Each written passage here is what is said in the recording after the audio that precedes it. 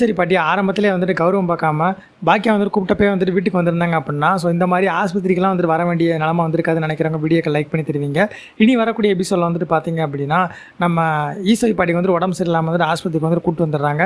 தாத்தா வந்துட்டு ரொம்பவே வந்துட்டு வருத்தப்படுறாங்க. என்னடா வந்துட்டு பாக்கியா வந்துட்டு அவன் பையனுக்காக வந்துட்டு போயிருந்தான், ஆனால் அங்கே யாருமே வந்துட்டு சரியாக பார்க்காம இப்படி ஆஸ்பத்திரி வரைக்கும் வந்துட்டு கொண்டு வந்து விட்டுட்டாங்களே அப்படின்னு சொல்லிட்டு, இங்கேனாலும் பரவாயில்ல அவளை பார்த்துக்கிறதுக்கு பாக்கியா வந்துட்டு எல்லோரும் இருந்தாங்க, ஆனால் அங்கே வந்துட்டு சரியாக கவனிக்கிறதுக்கு ஆள் இல்லை போல இருக்குது.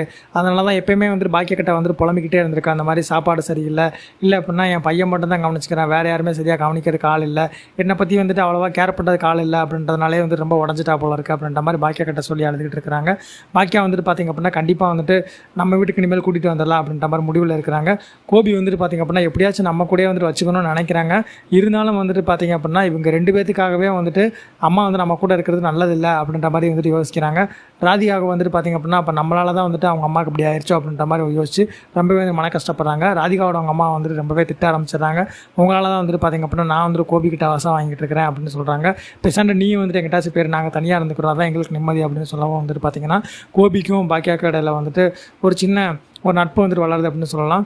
நம்ம கோபி வந்துட்டு ஆல்ரெடி வந்துட்டு பாக்கியா கிட்ட வந்துட்டு கேட்டிருப்பாங்க, இந்த மாதிரி வந்துட்டு நீ அம்மா வந்துட்டு உன் கூட வந்துட்டு வச்சுக்கோ அப்படின்னு சொல்லிட்டு, அதே மாதிரியே வந்து இந்த இடத்துல அந்த ப்ராமிஸ் வந்துட்டு காப்பாற்றுறாங்க. உங்களோட கருத்துக்கள் எதுவாக இருந்தாலும் மறக்காம கான்பாஸ் வழி பண்ணிட்டு அடுத்த ஒரு ப்ரொமோட் அப்படின்னு தெரிஞ்சுக்க போய் சப்ஸ்கிரைப் பண்ணுங்கள்.